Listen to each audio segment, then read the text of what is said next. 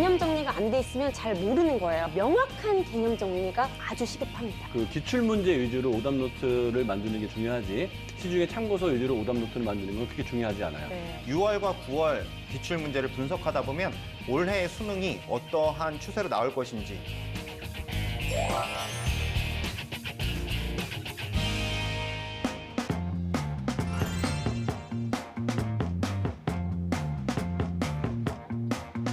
안녕하세요. 즐거운 이야기를 통해 수학의 재미를 찾아보는 수다학입니다. 어쩌면 오늘 저희가 나눌 이야기는 수험생들한테는 별로 즐거운 이야기가 아닐 수도 있겠습니다. 바로 수능이 100일 앞으로 다가와서요. 오늘은 특별히 입시 이야기를 좀 나눠보려고 하는데요. 이름하여 수능 D-100일 특집 이렇게 한번 정해봤습니다. 야, 네. 이게 정말 좋은 특집입니다. 이 점점 그 예민해지는 시기거든요. 그렇죠. 네. 맞아요. 그 시험 날짜가 다가올수록 네. 수능 시험 끝나고 뭐 하고 놀까? 소개팅 때는 무슨 옷을 입고 갈까? 또 이 수험표로 어떤 공연을 봐야지 할인을 많이 받나? 이런 고민을 하다 보면은 굉장히 예민해져요. 너무 본인 이야기는 아닐까요? 너무 저만 그런 주관적이네요. 건가요? 이미 저는 약간 포기를 했기 때문에 다른 생각을 많이 했죠.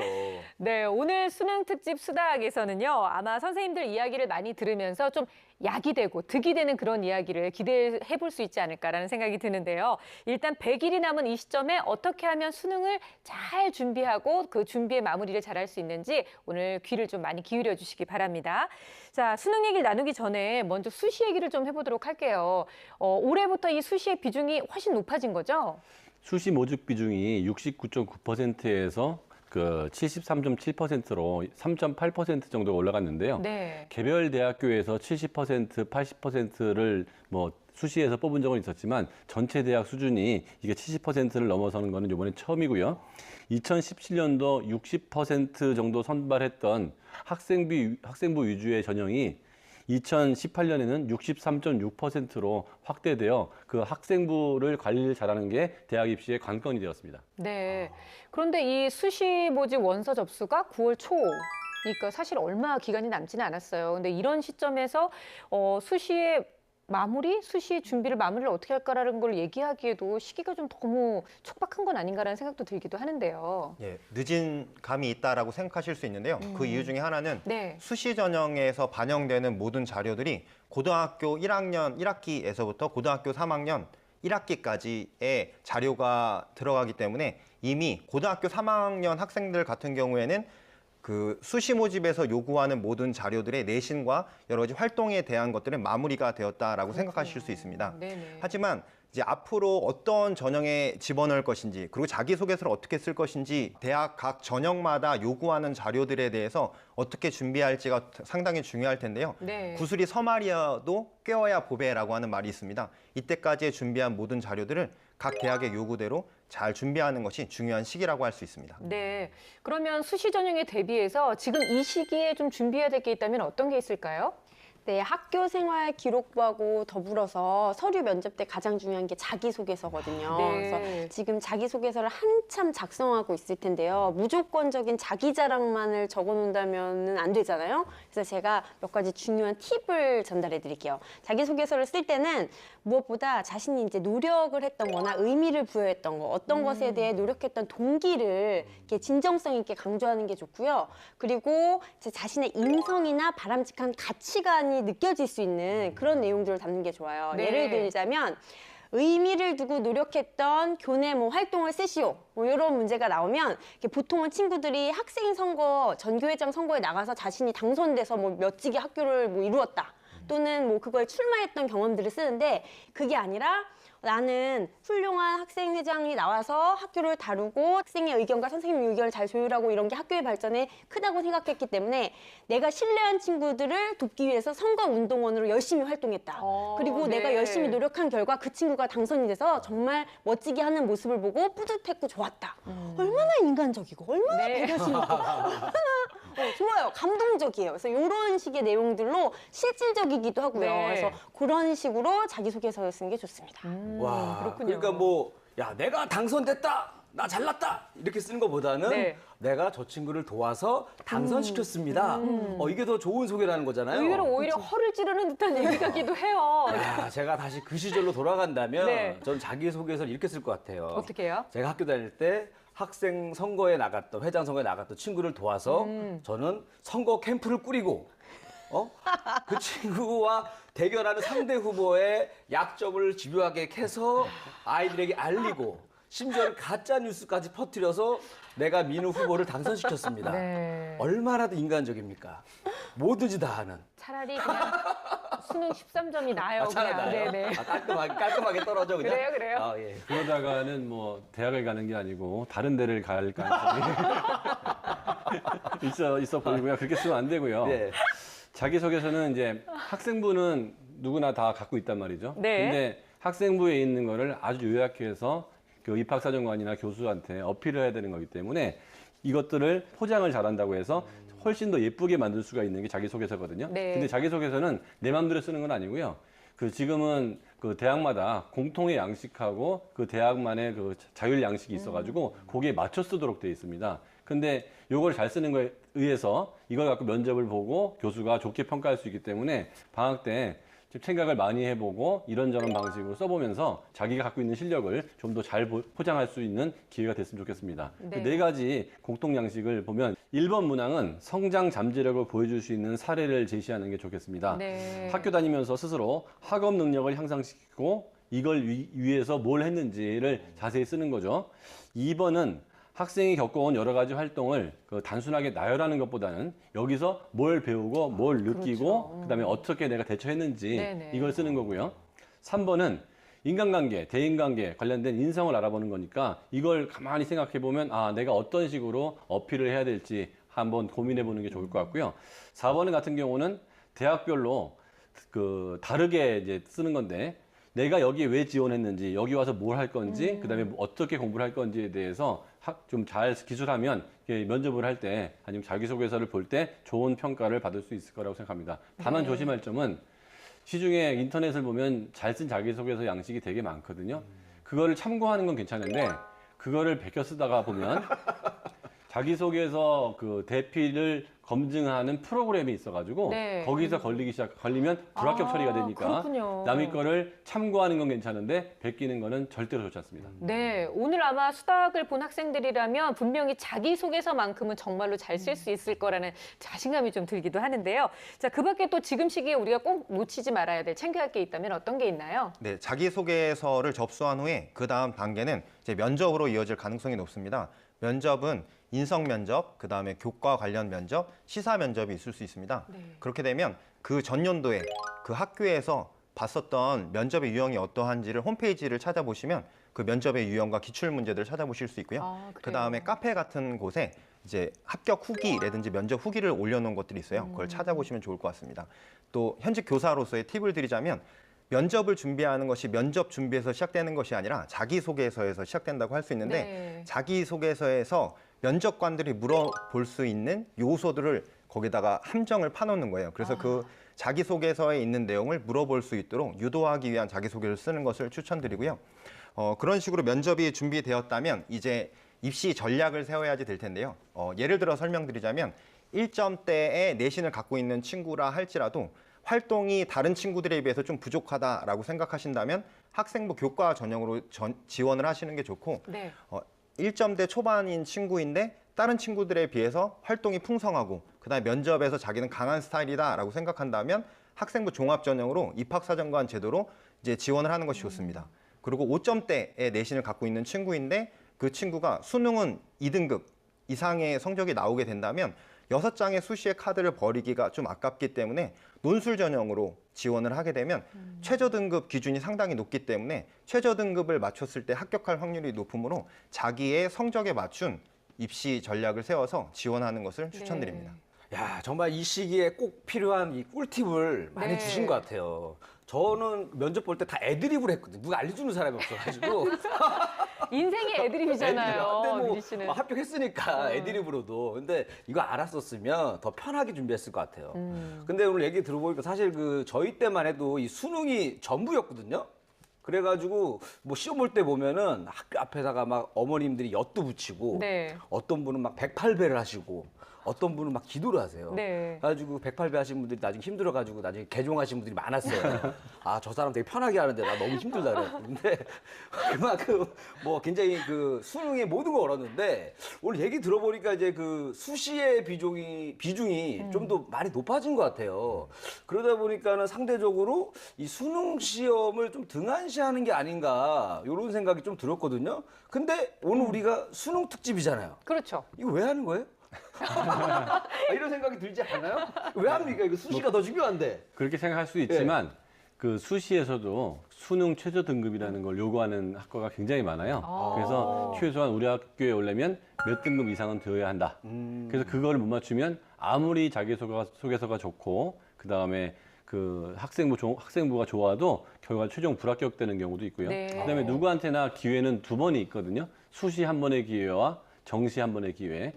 수시가 학생부 위주로 돌아간다면 정시는 수능으로만 뽑는 거잖아요. 네. 그래서 두 번의 기회 중에서 어느 한 번의 기회를 놓칠 필요가 전혀 없다는 거죠. 왜냐하면 나보다 더 잘하는 애들이 수시로 가줬고 내가 수능에서는 사실 그 운도 많이 작용할 수가 있거든요. 네. 그날의 어떤 컨디션 때문에. 그래서 막상 정시에서 더 좋은 대학을 가는 경우도 많아서 수능은 끝까지 준비를 해야 두 가지 전형에 모든 찬스가 있는 겁니다. 그리고 지금 수시 원서 접수가 얼마 남지 않은 상황이잖아요. 그래서 이 상태에서 이제 대비가 되고 어느 정도 준비가 끝냈다면 본격적으로 수능 준비에 돌입하는 게 필요합니다. 자기소개서를 다시 고치고 또 고치고 학생부도 고치고 하면 비효율적이고 어떻게 보면 시간 낭비일 수도 있거든요. 네. 본격적으로 수능을 준비하는데 이번에 대학 수학능력 시험을 보면은 영어 영역이 절대평가로 바뀌었단 말이에요. 그래서 영어 영역의 비중이 좀 낮아지고 정말 수학 능력 시험이다 이럴 정도로 수학의 비중이 확 올라갔거든요. 그래서 그렇군요. 수학에 대해서 집중적으로 공부할 필요가 있는데요. 이번에 수학 특집이 아마 큰 도움이 될 것 같아요. 네, 그렇습니다. 뭐 아무리 수시 비중이 늘어났다고 하더라도 수능이 이렇게 중요하기 때문에 또 저희가 이런 특집을 준비한 건데요. 자, 그럼 지금부터 본격적으로 수능에서 수학 점수 잘 받을 수 있는 그 방법 함께 알아보도록 하겠습니다. 근데 선생님, 근데 그 수능 시험이 100일 정도 남았는데 진짜 이 성적을 올릴 수 있을까요? 올릴 수 있죠. 왜냐하면 100일이라는 시간이 절대 짧은 시간이 아니에요. 그리고 선택 과목이 생각보다 적거든요. 영어는 절대평가로 빠졌고 네. 사실 국어 같은 과목은 잘 안 올라요. 근데 수학 같은 경우에는 내가 약한 부분을 잘 하면 좀 올라갈 수 있고 과학이나 사회도 많이 올라갈 수 있기 때문에 지금부터 방송 잘 보고 집중하신다면 예상보다 아주 좋은 결과가 나올 거라고 봅니다. 네, 수능 D-100일 수학 점수 올리는 방법 특집. 자, 키워드로 준비를 해봤는데요. 먼저 첫 번째 키워드부터 확인해 보겠습니다.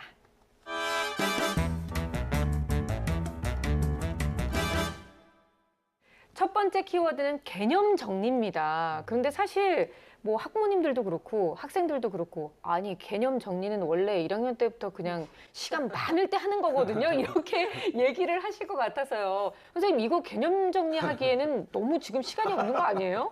그렇게 생각하실 수도 있죠. 그런데 수학 같은 경우 변별력을 높이기 위해서 여러 가지 개념을 복합적으로 적용하고 추론하고 계산하는 문제가 나오거든요. 그러니까 문제만 계속 풀다 보면 개념 정리가 안 돼 있으면 잘 모르는 거예요. 네. 그래서 시간이 아깝다고 해서 문제만 계속 풀 게 아니라 명확한 개념 정리가 아주 시급합니다. 네. 그렇다면 D-100일 딱 이 시점에 하는 개념 정리라는 건 뭔가 좀 특별할 것 같아요. 그러니까 보통 때 하는 개념 정리라는 게 내용을 잘 이해하기 위한 개념 정리라면 그 100일 남겨놓고 개념 정리는 시험 점수를 올리기 위한 개념 정리니까 전혀 다른 거죠. 즉 내가 아는 개념은 정리할 필요가 없고요. 이제는 내가 모르는 개념 위주로 정리를 해야 되는데 그거는 이제 기출문제나 문제집을 풀다가 이게 왜 안 되지? 네. 그러면 그 문제만 안 풀리는 게 아니고 그 뒷부분에 개념이 정리가 안 돼 있는 것들이 많거든요. 그래서 모르는 거를 계속 열거하고 나중에는 모르는 거를 줄여가는 식으로 하면 이 개념 정리가 굉장히 의미가 있고 이 개념 정리를 잘하는 것만으로도 성적이 많이 올라갈 수 있습니다. 그렇군요. 근데 그 좋은 말씀이시긴 한데 네. 선생님 얘기하신 거 들어보면은 역시 또 상위권 학생들을 위해서 하는 얘기 같아요. 왠지 잘하는 애들한테는 이렇게 걔네들은 100일 갖고 됩니다. 근데 저같이 개념이 아예 안 잡히는 아이들한테는 네. 이 100일 갖고 안 돼. 한 200일, 300일 정도 아유, 있어야. 우리는 1000일 가지고도 안 됐었잖아요. 그렇죠. 그 정도 해야 되는데 너무 상위권 아이들을 위한 얘기가 아닌가 이런 생각이 드네요, 갑자기. 저도 사실 공감은 하는데요. 그런데 그렇기 때문에 성적별로도 개념 정리하는 방법이 좀 나뉘어야 할 것 같아요, 선생님. 네, 하위권 학생들에게는 개념 정리가 필요 없다라고 생각하실지 모르겠지만 하위권 학생들이 더욱더 개념 정리가 필요한 이유는 수능 나형 같은 경우에는 나오는 문제가 반드시 나오기 때문에 네. 나오는 문제에 대한 핵심 개념 정리하는 것이 상당히 중요한데요. 지금 저희 친구들이 열심히 하고 있어서 제가 잘한 친구들의 개념 노트를 갖고 와봤는데 한번 보여드리도록 하겠습니다. 어우, 글씨체 봐요. 아니 이거 어디서 공부를 잘할 파는 거 아니에요? 너무 그러니까 정리 너무 말이에요. 잘했는데. 네. 정리를 너무 잘했죠. 지금 이 친구가 정리한 개념을 보면 함수의 연속과 미분 가능성에 관련된 문제에 대해서 정리를 하였습니다. 근데 이 문제 같은 경우에는 수능에 매년 출제되는 문제로 함수가 미분이 가능한가, 미분 불가능한가라고 네. 하는 개념에 대해서 정리를 해놓은 것인데요. 미분 가능성에 대해서 이야기할 때는 연속 함수인 것, 그 다음에 미분 계수가 존재한다라고 하는 두 가지에 대해서 이야기를 해야 되는데 연속에 관련된 세 가지 개념, 그 다음에 그 미분 계수의 정의라고 하는 부분에 대해서 잘 정리를 했고 이 친구가 참 잘한 것은 이 개념에 관련된 문제를 적음으로써 네. 이 개념이 어떻게 적용됐는가라고 하는 것을 문제와 풀이를 적어 놓아서 어떠한 개념을 모를 때에 이런 개념들을 적을 수 있다는 게 상당히 잘한 거고요. 이제 상위권 친구의 문제를 한번 보도록 하겠습니다. 네. 상위권 친구의 노트 필기를 보면 뭔가 포스가 느껴지시죠? 네, 상위권 문제 같은 경우에는 좀 어려운 문제들이 많이 나와요. 그러니까 변별을 주기 위해서 두 문제에서 세 문제 정도가 이제 여러 가지 개념들이 복합적으로 나오는 문제가 나오는데 그 개념들이 무엇인가라고 하는 것을 살펴보면 가장 중요하면서도 가장 핵심이 되는 개념에 대해서 이야기를 합니다. 지금 같은 경우에는 미적분에 관련된 문제인데 평균값의 정리라고 하는 것은 평균 변화율과 순간 변화율의 관계를 표현한 것, 뭐 롤의 정리라든지 중간값의 정리 이런 개념들에 관련된 것을 정리하고 또 마찬가지로 이 학생 같은 경우도 평균값의 정리와 중간값 정리라고 하는 것을 이용해서 니은과 디귿 부분을 풀 수 있도록 정리를 해놓았어요. 네. 이 두 학생의 공통적인 특징을 보자면 단순히 개념을 정리해 놓은 것이 아니라 많이 나오는 유형의 문제의 개념을 정리했고 그리고 그것에 관련된 문제를 같이 적어 놓음으로 인해서 이 개념이 어떻게 사용되었는가라고 하는 것을 함께 정리했기 때문에 참 잘한 개념 노트라고 할 수 있습니다. 네. 저도 노트를 하나 가지고 왔는데요. 이게 제 제자 중에 명문대 입학한 제자의 네. 개념 정리 노트를 가지고 왔어요. 근데 이 방법이 되게 좋은 게 이 친구는 개념 정리를 따로 하고서 그 수능 되기 100일 전부터 이렇게 문제 유형별로 개념 정리를 했는데요. 문제들 중에서 한 개념이 아니라 두 가지 이상 개념이 섞여 있는 문제들이 있단 말이에요. 그렇죠. 그래서 네. 근데 그 문제의 개념 중에서 두 개의 개념 중에 주요 개념들이 있어요. 그럼 보통 친구들은 정리할 때 그 주요 개념에 대해서만 정리를 하거든요. 근데 이 친구는 자주 틀리고 자주 나오는 그 유형에 대해서 두 가지 개념을 풀이 과정을 쓰고 그 옆에다가 그 개념들을 정리를 해놨던 거죠. 네네. 그러니까 이 노트에 이렇게 개념 정리한 것만 보게 되면 그 개념을 섞을 때 출제하시는 분도 섞이는 개념들이 비슷비슷해요. 그래서 요 유형을 통해서 자기만의 그 약한 부분을 개념 정리를 완벽하게 해서 네. 성공적으로 수능을 치렀습니다. 와, 정말 아이들이 이렇게 꼼꼼히 공부하는 거를 보니까 우리는 공부할 때 뭐 했었나 좀 이런 반성을 좀 하게 되는데요. 그렇다면 문과, 이과, 과의 특성에 따라서도 좀 달라져야 되겠죠, 선생님? 특히 수학 같은 경우에는 이과는 가형을 공부하는데요. 미적분 2, 그다음에 확통, 기백. 확통하니까 뭐냐면 확률과 통계, 통계, 네. 기백, 기하와 벡터 이렇게 이런 공부하는데 개념이 굉장히 많이 나옵니다. 그렇다고 해서 그 모든 걸 다 정리할 필요는 없고요. 내 수준에 맞는 내가 잘 어려워하는, 내가 그다음에 자꾸 틀리는 그 부분 정리하는 게 중요하고 나형은 그거에 비해서 훨씬 더 쉽거든요. 문과 수학인데요. 왜냐하면 수리 나형은 약 전체 응시자의 30%는 거의 아무 생각 없이 막 찍어요. 네. 그렇군요. 5등급 정도는 그냥 내가 조금만 노력하면 딸 수 있거든요. 그러면 5등급을 기본으로 해서 그 나형 같은 경우에는 내가 목표 등급이 1등급이냐, 2등급이냐, 3등급이냐 그거에 따라서 풀어야 될 문제가 또 다 정해져 있거든요. 네. 그래서 그 문제를 푸는 수준까지 정리를 하면 되기 때문에 목표에 맞추고 그다음에 나의 그 등급을 기준으로 해서 개념 정리하는 게 훨씬 좋다고 생각해서 오히려 나영 같은 경우는 개념 정리를 잘하는 걸로 인해서 등급을 한 등급 이상 올릴 수 있는 좋은 기회가 될 수 있을 것 같습니다. 근데 저도 그 고등학교 다닐 때 그만큼 제가 이제 수학을 잘 못하다 보니까 이제 담임 선생님이 한번 면담을 하셨어요. 네. 해가지고 야 이리 너는 일단은 개념 정리부터 해야겠다. 갖고 이 개념을 다 적으래요 그냥. 그러니까 막 이렇게 적다 보니까 이해를 해야 되는데 선생님한테 이제 안 혼나려고 적는 게 돼가지고 거의 그 찰리 채플린의 그 모던 타임즈처럼 계속 이것만 하고 있는 거예요. 그러니까 그 개념만 적으면 되는 거죠. 머리는 하나도 안 들어오고 요것만 하고 있으니까 네네. 도움 별로 안 됐어요. 아니 그러니까 어떤 학생들한테는 이 개념 정리 노트 같은 걸 이렇게 딱 만드는 게 굉장한 시간 낭비가 될 수도 있는데 좀 주의해야 될 점이 있다면 어떤 게 있는지 알려주세요. 네, 딱 이리 씨 같이 안 하면 되는 건데요. 이리 씨가 정말 중요한 부분을 짚어주셨어요. 오. 지금 100일 남았는데 학생들 중에 무조건 처음부터 끝까지 중요한 개념들을 정리하는 친구는 잘못하고 있다라고 하는 겁니다. 여기서 중요한 포인트는 내가 아는 것과 모르는 것을 구별을 하고 모르는 것에 초점을 맞춰서 개념을 정리하는 것이 너무나 네. 중요하겠고요. 그렇기 때문에 지금 자기주도 학습 능력이 가장 빛을 발할 때라고 할 수 있습니다. 학원에서 혹은 인강에서 정리해주는 개념을 전부 다 보는 것이 아니라 자기 스스로 모르는 것을 선택해서 하는 것이 중요한데 이것이 가능한 이유는 뭐냐면 아까 전에도 말씀드렸듯이 나영 같은 경우에 이제 나오는 유형이 이미 결정되어 있기 때문에 그 문제들을 풀면서 내가 아는 것과 모르는 것을 구별하고 모르는 것에 대한 정리를 하다 보면 네. 생각보다 적은 양으로 개념을 정리할 수 있게 된다는 걸 알 수 있습니다. 제가 토달긴 싫은데요. 근데 다 모르면 어떡해요? 이리 씨는 다 몰랐죠. 그래서 다 적은 거예요. 지금 왠지 공부 잘하신 분들은 잘 이해할 수 없는 얘기라서 이게 다 나라도 모르는 이해해줄게요. 경우에는 수학을 빼고 사회를 정리하는 게 차라리. 이랬었으면 차라리 다른 걸 더 맞췄을 텐데.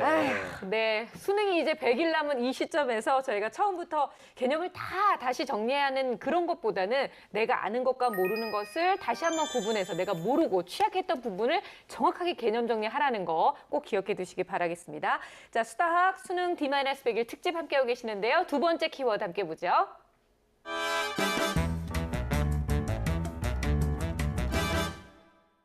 역시 두 번째 키워드는요. 공부 잘하는 아이들은 다 활용한다는 오답 노트였습니다. 근데 사실 수능 수학 성적을 올리는데 오답 노트는 어떻게 활용을 해야 되는지 뭐 특별한 방법이 있나요? 수능이든 대학 입시는 대부분의 문제가 문제 은행식 문제입니다.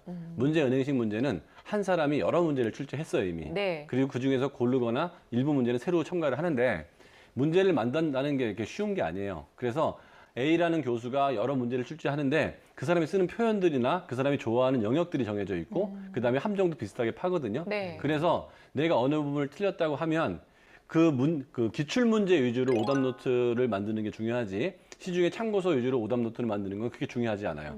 왜냐하면 기출 문제를 중심으로 오답 노트를 만들어야 그 근처에서 여러 문제가 출제되어 있고 유형도 비슷하게 나오고 함정도 비슷하기 때문에 틀린 거 하나를 놓고서 거기에 개념 노트가 같이 들어가야 돼요. 오답과 개념. 그래서 그다음에 오지선다로 있으면 그 문장 하나를 만들기 위해서 굉장히 고생을 했거든요. 네. 이게 되는 이유, 안 되는 이유, 되는 이유, 안 되는 이유를 다 같이 적으면서 오답 노트를 만들면 한 오답 노트에 어떨 때는 2장, 3장이 넘어갈 때도 있어요.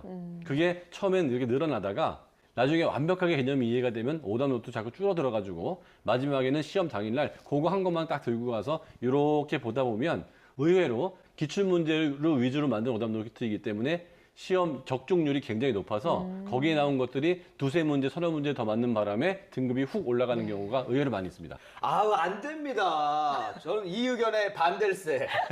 왜냐면은 네. 공부 잘하는 아이들은 이 오답 노트가 좀 얇아요. 그래요. 몇 문제 안 틀리니까. 몇 장 갖고 와서 이렇게 싹 보더라고요. 시험 볼 때 몇 개 안 보면 되는데 저희 같은 애들은 오답 노트를 만들어도 A4 용지로 이만큼이에요. 끌고 가야죠. 이거 수레에다가 손수레로 싣고서는 수능 시험에 가가지고 이거 보기가 너무 힘들어요. 네. 그렇기 때문에 또 시간도 100일밖에 안 남았는데 그 어느 세월에 이거 정리하고 있습니까? 힘들 것 같아요. 그러니까. 그래서 제가 획기적인 오답 노트 작성법을 안내해 드리려고 정말요? 해요. 네. 오답 노트는 충분히 강조해도 그만큼의 가치가 있는 정말 좋거든요. 그래서 활용을 하실 때 문제집을 직접 오답 노트를 활용하는 거예요. 기출 문제집을 하나 구입을 하셔가지고 먼저 문제를 쭉 풀어요. 그다음에 틀린 부분을 아까 그 명문대에 입학한 친구 요 윗부분처럼 네. 세 칸을 네모 세 칸을 만들어요. 오. 그래서 한 번 틀리면은 그 틀린 표시를 하는 거죠. 네. 그래서 틀린 문제에 대해서 해설집이나 그 외의 개념 정리를 보고서 이해를 분명하게 하는 거예요. 네. 이해하고 며칠 뒤에 다시 체크된 문제를 풀어봐요. 그래서 맞으면은 이게 자기 것이 된 것이지만 또 틀렸으면 두 번째 문항에 체크를 하고 이제 이 문제집을 오답 노트화 해서 그 관련된 부분에 핵심 정리를 간단하게 적는 거예요. 네. 그리고 한 번 더 시간이 흐른 뒤에 세 번째 다시 도전을 해서 그 문제를 풀고 핵심 정리를 보면서 틀렸다고 하면 한 번 더 푸는 거고 그렇게 세 번 정도를 풀게 되면 그 문제는 자기게 됩니다. 그래서 실제로 제가 활용했던 방법이고 꼭 네. 문제집을 활용한 오답 노트 추천합니다. 네네. 희진 쌤이 상당히 중요한 말씀을 해주셨는데 오답 노트를 줄여가는 것이 너무나 중요한 거죠. 오답에 대한 정리를 하는 것이 아니라 오답으로 인해서 내가 모르는 걸 찾아내는 것이 중요한데 이번에도 제가 저희 학교에 있는 공부를 아주 잘하는 친구의 오답 노트를 갖고 왔는데 네. 평소에 학생들이 오답 정리를 하는 것을 보면 문제를 적고 그거에 대한 해설을 쓰는 방법으로 오답 노트를 정리하는 경우가 있어요. 오, 네. 근데 이러한 경우가 있지만 이제 수능이 얼마 남지 않았을 때는 문제를 일일이 다 쓴다라고 하는 것이 어려운 부분이 있기 때문에 한 가지 팁을 드리자면 지금 정리한 것처럼 문제집을 그냥 오리는 거예요. 네. 자기가 틀린 것에 대해서. 그래서 그 문제를 오리고 그거에 대한 해설을 쓴 다음에 이게 중요한 포인트는 틀린 문제, 어떤 문제를 틀렸다라고 하면 그것에 대한 이유가 있을 겁니다. 계산을 잘못했다든지 아니면 개념을 모른다든지. 모른다든지, 그러면 네. 만약에 개념을 몰랐다면 그 개념에 대해서 적고 그것에 파생되는 개념을 적고 그다음 중요한 것이 무엇이냐?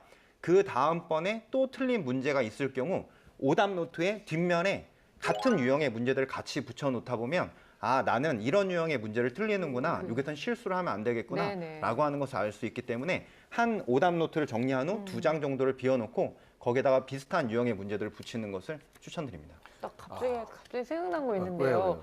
저 문제 뒤편에 그 문제도 난 또 틀렸어. 그럼 어떻게 해요? 항상 그렇더라고요, 저는. 전 그랬었어요. 이리 씨는 왜 동의를 안 해요? 아니 저는 뭐 그 책 한 권이 거의 다였기 때문에 그러니까 뭐 특별히 그냥 문제집 자체가 오답 노트거든요 나한테는. 아, 네, 맞아요. 이거 그대로 갖고 다니면 되는데 좀 굳이 적어야 되나 네. 이런 생각을 많이 했는데. 그러니까요. 오늘 딱 들으면서 느낀 게 이거 결국 또 학교 다닐 때랑 비슷해요. 선생님들이 결국 처음에는 다 너희들 다 좋은 대학교 가야지 이렇게 얘기하시다가 네. 시간이 지나고 한 좀 약간 가을 정도 오잖아요.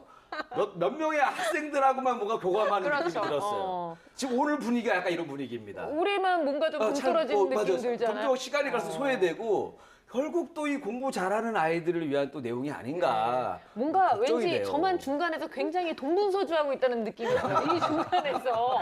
근데 지금 말씀드렸지만 사실 이 뒤편의 문제를 틀린 사람은 어떻게 해요? 라든지 아니면 이리 씨처럼 다 틀려서 그런 문제집을 다 오리고 붙이는 시간만도 선생님 시간이 너무 많이 걸릴 것 같거든요. 네. 공부를 못한다 아니면 수학이 어렵다라고 하는 친구들도 물론 있지만 네. 그 친구들이 맞힐 수 있는 2점짜리, 3점짜리 문제들이 있습니다. 근데 2점짜리, 3점짜리 문제를 합쳐놓으면 48점, 즉 반절 정도나 돼요. 아 정말요? 네, 그렇기 때문에 그 유형 중 내가 맞출 수 있는 문제를 점점 쌓아가는 것이 중요한데요.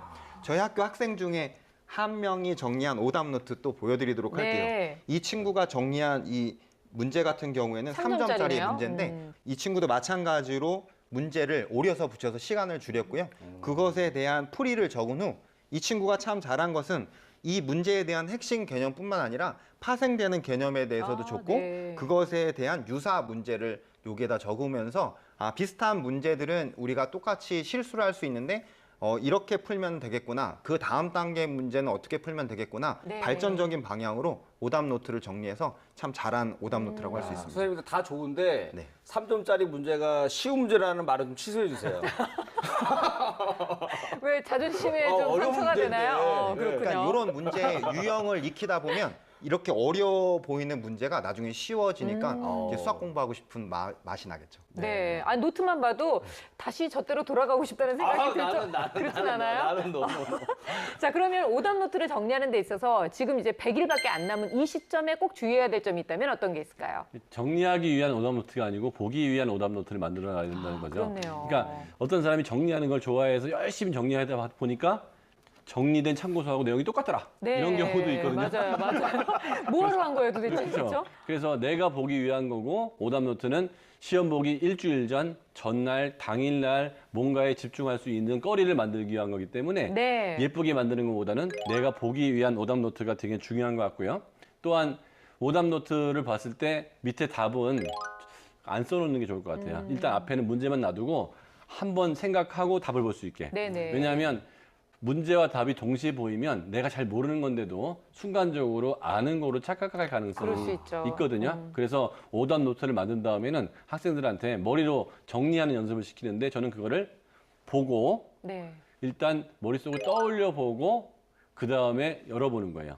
그래서 내 떠올린 것과 여는 게 일치하면 간단하게 풀어보고 넘기고요. 네. 만약에 일치하지 않으면 아주 자세히 볼 필요가 있다는 거죠. 이런 식으로 하면 머릿속에 기억나는 게 많아서 훨씬 더 빨리 모르는 것들이 줄어듭니다. 네, 그냥 오답 노트가 아니라 정말 수능 100일 전 오답 노트는 이러이러하게 만들어야 된다는 거 꼭 기억해 두셨으면 좋겠습니다. 자, 수다학 수능 D-100일 특집 함께하고 계시는데요. 다음 핵심 키워드 보여주세요.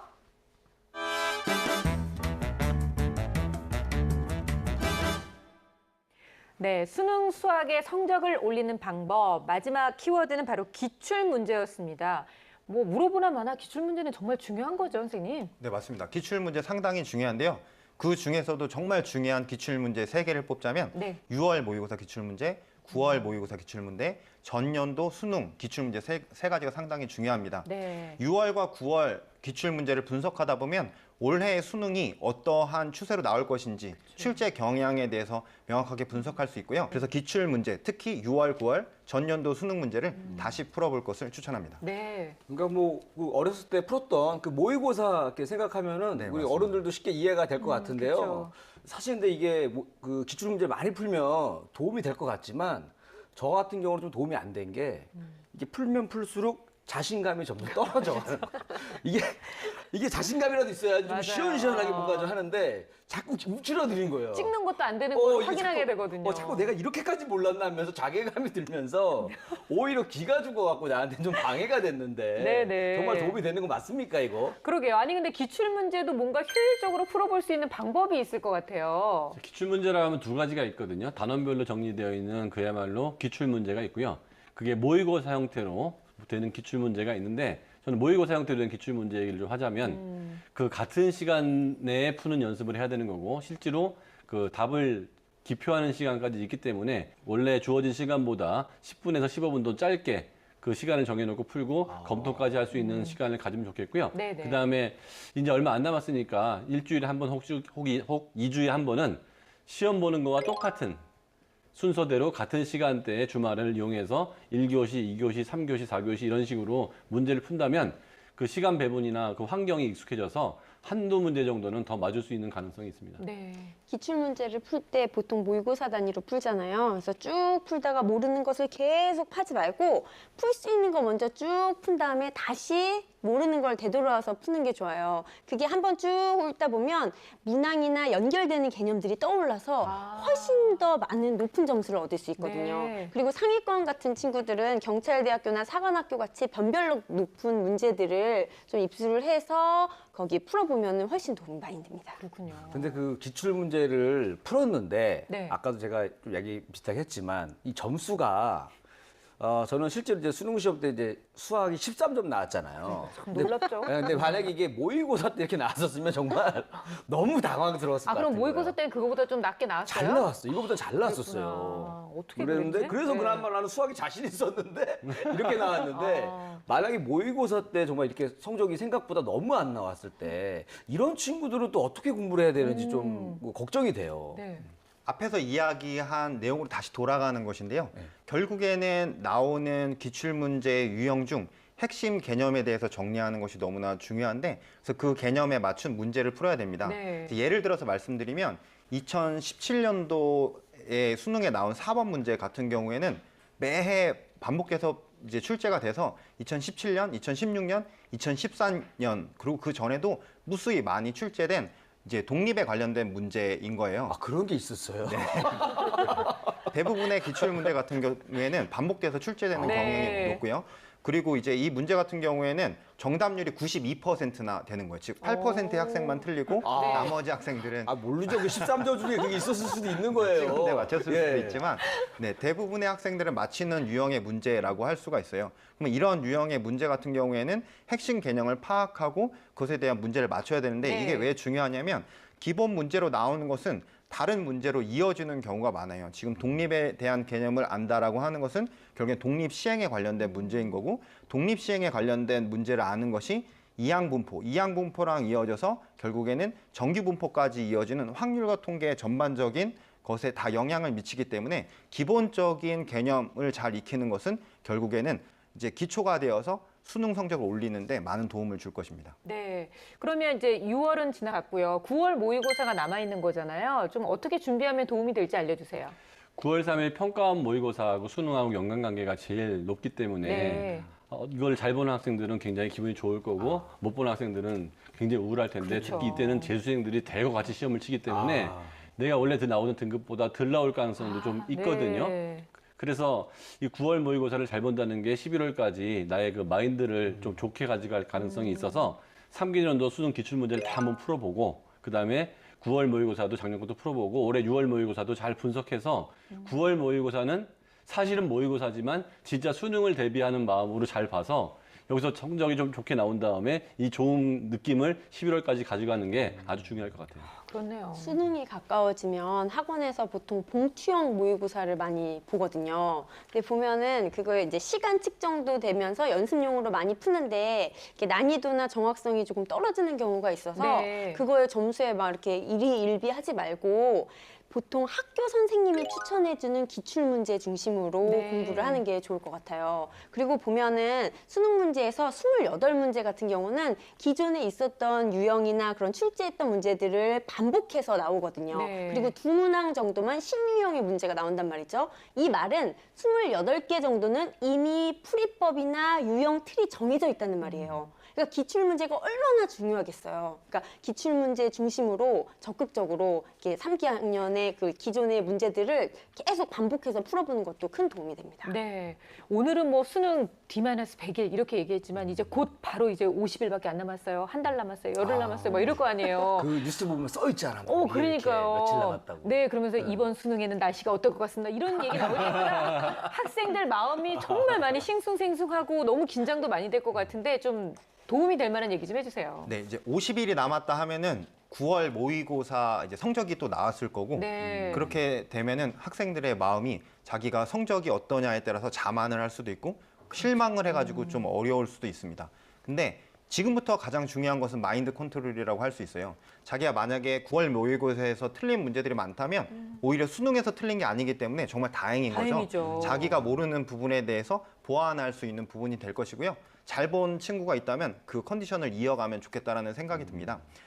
여기서 제가 이제 현직 교사로서 드릴 수 있는 팁이라고 하는 것은 친구들 중에 대역전을 하는 친구들이 있는데 노하우를 봤더니 맞았었던 문제의 풀이가 옳은 풀이인지를 보는 거예요.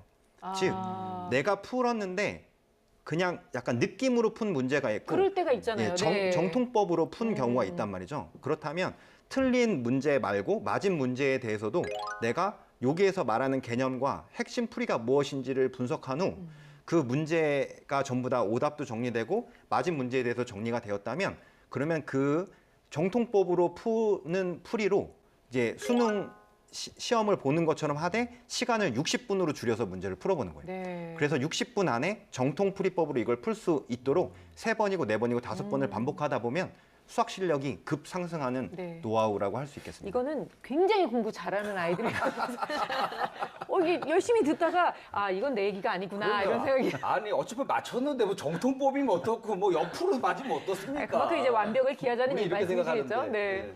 그 9월 모의고사가 끝난 다음에는 이제 그게 어느 정도 결정된 거거든요. 네. 그 강점, 약점을 딱 있을 거예요, 자기가. 그러면 강점은 어느 정도까지 강점을 유지할 건지, 약점은 어느 정도까지 보완할 건지를 계획을 세워야 돼요. 내가 만약에 3등급인데 1등급을 목표로 한다 그러면 실제로 공부가 힘들어지거든요. 네. 3등급이면 1등급, 2등급까지는 가겠다. 그래서 자기가 예측 가능한 정도의 목표와 시간 계산을 해야 될 것 같고요. 그 대학마다 표준 점수로 그 점수를 쓰는 데가 있고 100분위로 쓰는 데가 있거든요. 100분위로 쓰는 데가 또 나한테 유리한 경우가 있어요. 수학 성적이 좀 안 좋은 아이들은 오히려 100분위 성적이 더 유리할 수도 있고 네. 어떤 아이는 표준 점수가 유리한 아이도 있거든요. 그래서 내 과목별 점수에 따라서 가중치가 있는 학교, 없는 학교, 표준 점수, 100분위 학교마다 점수 반영 비율이 다르기 때문에 가장 내 점수에 유리한 쪽의 학교를 어느 정도 정하고요. 그 유리한 학교 중에서도 1순위, 2순위, 3순위가 있어요. 그러니까 같은 방법으로 정했는데 학교 순위가 있거든요. 그 선에서 가군, 나군, 다군 중에서 여기서 어느 정도 결정해서 그걸 목표로 공부하면 아무 생각 없이 다방면으로 공부하는 아이들보다 입학 가능성은 훨씬 높아집니다. 네. 야, 오늘 다 사실 그 다 좋은 얘기예요. 그럼요. 하지만 그 시험이라는 거는 이 평상시 실력으로만 가는 게 아니에요.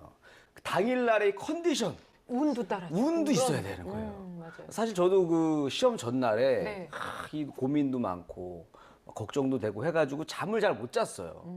왜냐면 그 수능 시험 끝나고 이제 뭐 하고 놀지 이런 생각 때문에 그 설레어가지고 잠이 안 네네. 와가지고 시험 막상 치는 시간에는 피곤해가지고 그냥 꾸벅꾸벅 졸았단 말이에요. 갖고 사실 몇 문제를 그러니까 풀었다가는 말 못하겠고 찍어야 되는데 몇 개 또 못 찍었어.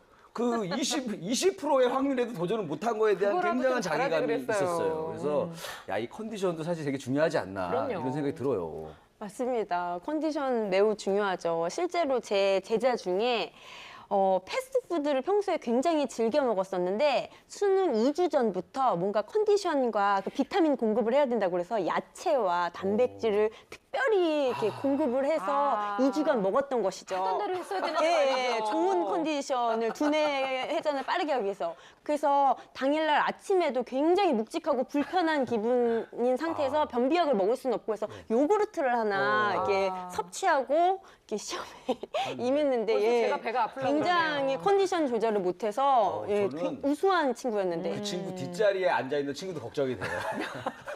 뭔가 집중하고 있는데 무슨 누가 점심을 뭐 다른 걸 야. 싸웠나 그래서 하면서. 실하거든요. 네. 그래서 그렇게 더 특별히 신경 쓴다고 하다가 그 컨디션 조절에 실패할 수가 있습니다. 그래서 수험생이 딱 이제 100일 전쯤 되면은 먼저 이제 바른 자세로 앉아서 공부를 하고 중간중간 스트레칭을 해주면서 피로를 네. 풀어주는 게 굉장히 중요하고요. 그리고 보통 이렇게 문제 풀다가 이렇게 엎드려서 쪽잠을 자는 경우가 많은데 잠시 동안 자더라도 편안한 자세에서 숙면을 취하는 게 굉장히 효율적입니다. 그리고 이제 친구들이 보면은 이제 면역력을 잘 관리해야 돼요. 그래서 특히 감기 같은 거 걸리면은 그렇죠. 안 되니까 날씨 잘 주의해서 옷도 잘 입고 다니고 습도도 관리하고 요즘에는 미세먼지가 굉장히 치명적이거든요. 일단 목에 뭔가 칼칼한 게 걸리면 한 2주, 3주 계속 지속되기 때문에 그런 걸 잘 체크하면서 네. 관리하는 게 매우 중요합니다. 그리고 마지막으로 가장 중요한 것은 수능 한 달 전에 매일매일을 수능 당일이라고 생각하고 예행 연습을 하는 거죠. 네. 네, 그리고